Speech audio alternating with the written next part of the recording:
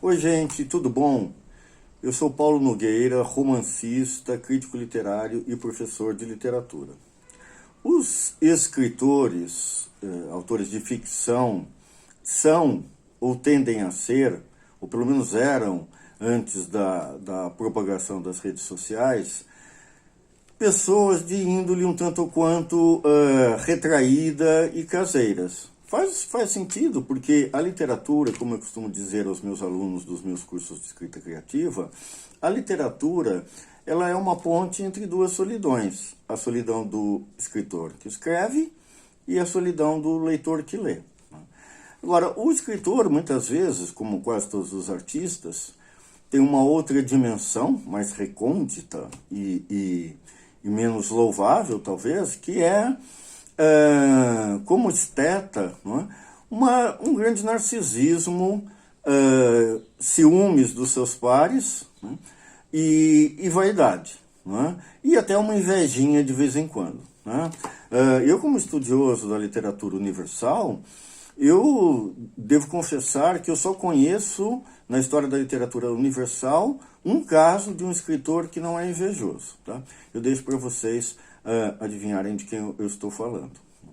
Então, é normal que, volta e meia, haja alguns arranca-rabos, né? Alguns barracos entre escritores. Né? Como disse o Gore Vidal, um escritor americano, autor de romances históricos, e não só, como Lincoln, Juliano, né? Já vou falar mais dele, como suspirou uma vez o Gore Vidal, toda vez que um amigo meu faz sucesso, eu morro um pouco. O Oscar Wilde, um escritor irlandês, né, comentou a boca pequena, né, deu uma fofocadinha a respeito de um outro escritor irlandês, o George Bernard Shaw.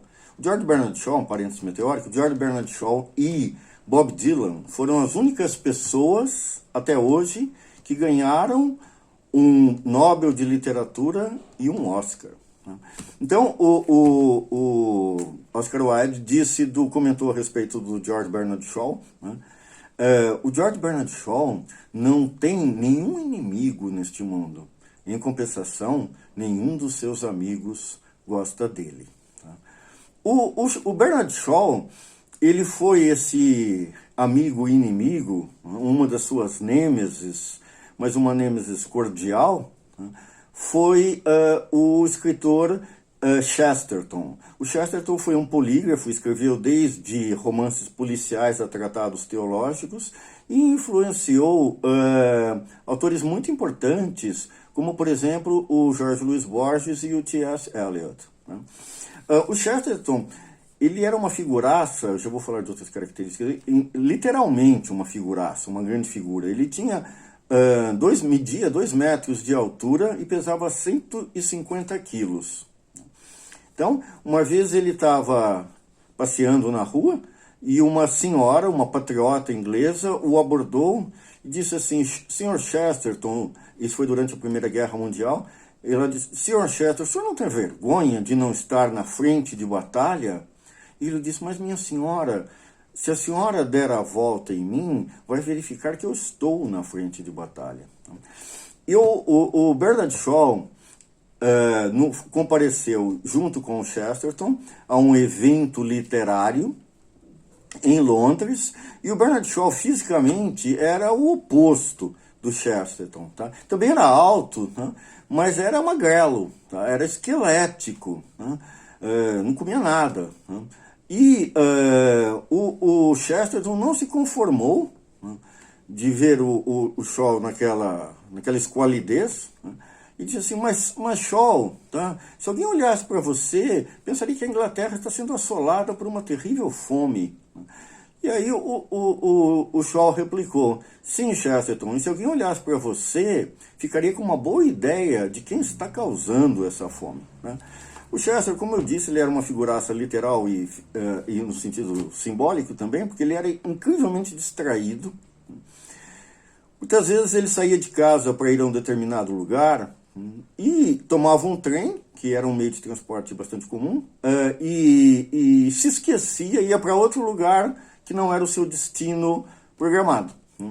Aí ele mandava um telegrama para a mulher dele, naquela época não tinha WhatsApp, ele mandava um telegrama para a mulher dele e dizia assim: estou em tal lugar, onde eu deveria estar? E a mulher dele invariavelmente respondia: em casa. Outra pinimba célebre da literatura, entre dois titãs literários, foi a que opôs o Mário Vargas Llosa e o Gabriel Garcia Marques.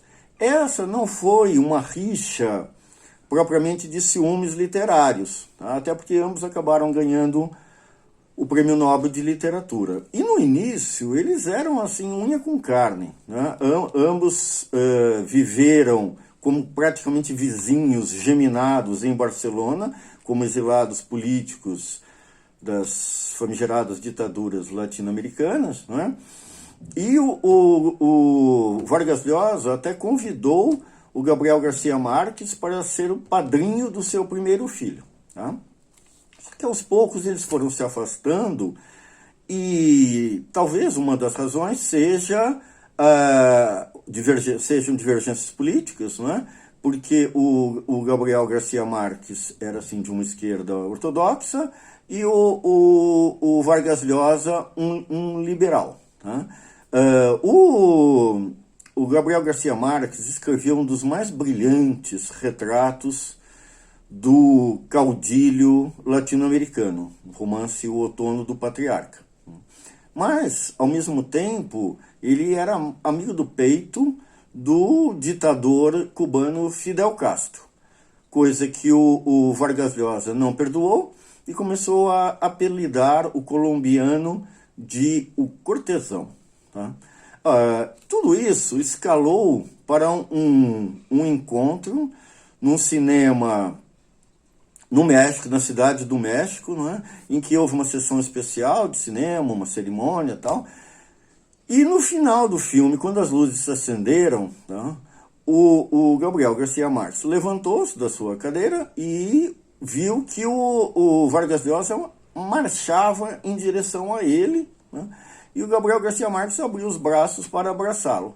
Quando o Vargas Llosa chega, o Vargas Llosa dá um murro, um baita de um murro no olho do Gabriel Garcia Marques, que imediatamente ficou preto, né? E algum bom samaritano foi buscar um bife cru para ele pôr imediatamente no olho. Tá? Foi feito, tinha lá um fotógrafo, não era ainda a época dos celulares, não é? Dos smartphones, mas alguém fotografou no ato, né? E é uma foto famosa do Gabo com um baita de um olho roxo. Tá? Especula-se que a causa decisiva desse pugilato, tá? Foi que o Vargas Llosa, ele tinha uma pinta, tá? Especialmente quando era mais jovem, agora ele já tem 80 e tal anos, mas quando ele era mais jovem, durante muito tempo, tinha uma pinta de cantor de tango, tá? E era bastante galinha, né? E a mulher dele, a Patrícia, né, sofria com isso, e uma vez o Gabriel Garcia Marques foi visitá-los, ela estava sozinha em casa, e parece que o Gabriel Garcia Marques teria exagerado um pouquinho no consolo, tá? Talvez tentado tirar uma casquinha. E ao saber disso, o Vargas Llosa partiu para as vias de fato. Tá? Eu falei no início do Gore Vidal, que era outra figuraça, né? Mas esse sim assumia, como naquele epigrama que eu já mencionei, ele assumia o seu terrível narcisismo, né? E o seu ciúme patológico da concorrência, né? E ele teve concorrências, ele fez parte de uma geração muito boa do ponto de vista literário nos Estados Unidos, não é? Norman Mailer, mas especialmente o Truman Capote, que aliás é um pseudônimo, eu já fiz um vídeo sobre pseudônimos, não é? O Truman Capote, não é? Que aparentemente a posteridade vai preferir de fato ao Gore Vidal. Então, o Truman Capote é autor do romance do clássico do New Journalism, o In Cold Blood, tá? A Sangue Frio no Brasil. Tá? Então, o Gore Vidal foi ficando cada vez mais ressentido com o prestígio crítico do Truman Capote, tá? E quando ambos já eram idosos, tá? Tem outra questão, que é ambos, tanto o Truman Capote quanto o Gore Vidal, eram gays assumidos, tá? E aí o Gore Vidal, uma noite ele foi a uma festa e viu lá, estava lá também o Truman Capote. O Truman Capote era mais ou menos o contrário do Chesterton na questão da altura. Ele era muito baixinho, né? Mas com a idade ele foi ficando muito gordo também, rechonchudo, de fato, tá? E o Gore Vidal depois comentou que eu estava lá, o Truman Capote, nessa festa, tá? E eu quase, por um triz, não sentei no colo dele. Né? Não é que eu me sentisse atraído por ele sexualmente, de jeito nenhum, tá? Ele não é nada do meu tipo, mas é que simplesmente ele parece um puff. Tá? Por isso que eu sentei no colo dele. Mas talvez a rixa mais virulenta, mais belicosa entre do Gore Vidal foi em 1968, né, um canal de televisão americano convidou o Gore Vidal, né, enquanto democrata, apoiante do Partido Democrata americano, tá, e para debater numa série de programas, tá, a campanha presidencial de 1968 com o William Buckley Jr. O William Buckley Jr. era assim, um ideólogo, um vulto do conservadorismo americano, mas um conservadorismo sofisticado, baseado numa tradição do tipo Burke, tá? Não, até com laivos do liberalismo clássico, tá? E não o conservadorismo alt-right de hoje. Tá?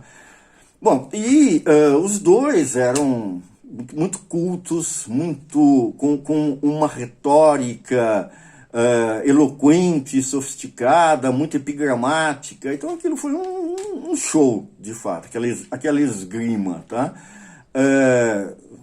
Compararmos com os debates de televisão de hoje, políticos, assim, dá dó. Não é?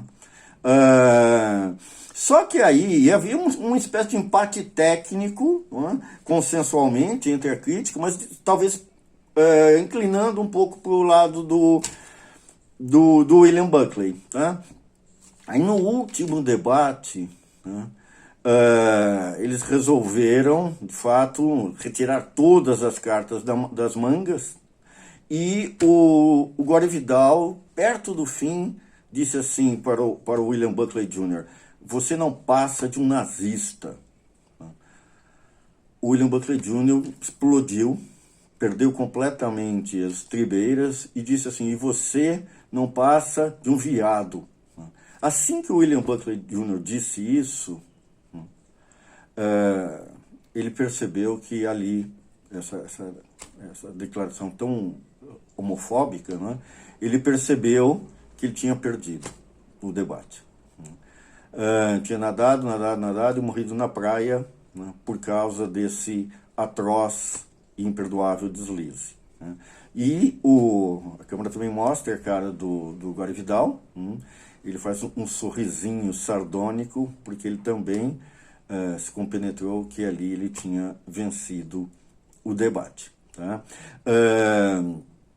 Eles nunca mais falaram. Quando, anos mais tarde, o William Buckley Jr. morreu, tá? O Gore Vidal comentou, não é, o seguinte, bem, eu espero que ele descanse em paz no inferno. Nós, aqui no Brasil, obviamente, também tivemos as nossas intrigas literárias, não é? Uma delas foi entre o Oswald de Andrade e o Mário de Andrade, que os vultos do modernismo não eram parentes, apesar do sobrenome, né? E no início também eles se davam muito bem. O Oswald até considerava o Mário um mentor dele, né? O Oswald costumava dizer, bom, se o Mário falou isso é verdade, porque o Mário sabe tudo. O Mário tinha uma cultura mais sistemática. Só que o Oswald era uma pessoa muito mercurial, muito temperamental, muitas vezes falava primeiro e pensava depois, né? E ele acabou falando certas coisas que o Mário de Andrade não gostou, e isso evoluiu, de fato, para uma rixa, e o Oswald de Andrade teve o mau gosto, o Mário de Andrade também era gay, né? O Oswald de Andrade teve o mau gosto de começar a atacar o Mário de Andrade por aí. Tanto publicou um texto numa revista literária cujo título, não é sugestivo, né, era Miss Macunaíma. Né? Há uma ironia histórica aí, né, que os dois, o Mário e o Oswald, né, estão enterrados pertinho um do outro, ou seja, vão passar a eternidade ombro a ombro, tá? No que é o nosso modesto Père Lachaise. Père Lachaise é o cemitério de Paris, onde estão enterrados vários VIPs culturais, como a Maria Callas, o Jim Morrison, o Proust, a Edith Piaf, tá? E no cemitério da Consolação, em São Paulo, eles estão ali, ambos enterrados em túmulos quase geminados também, na rua 17 do cemitério da Consolação, tá?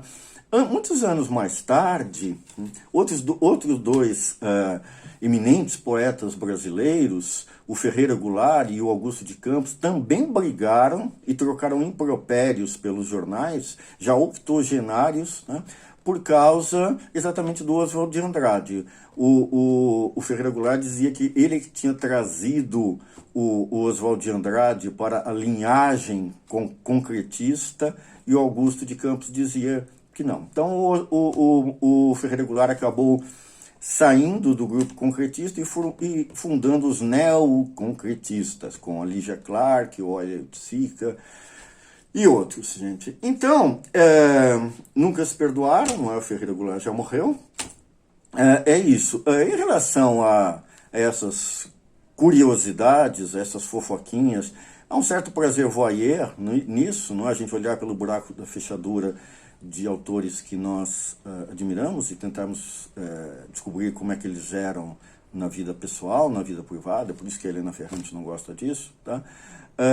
Mas enfim, o que interessa de fato é a obra, tá? Não existe uma espécie de meritocracia moral, tá? Para escrever bons livros é preciso talento e técnica, tá? Não necessariamente virtude, tá? Aliás, o Flaubert, né, o grande escritor francês Gustave Flaubert, as suas últimas palavras foi exatamente se queixando, tá, da supremacia da obra sobre a existência. Ele diz o seguinte: eu morro e aquela filha da puta da Madame Bovary viverá para sempre. E, para terminar com outro francês, a respeito dessas sensibilidades ciumeiras e barracos literários, né, um poeta francês chamado Jacques Prévert advertiu o seguinte sabiamente: não se deve deixar intelectuais brincarem com fósforos. Tchau, gente, até a próxima.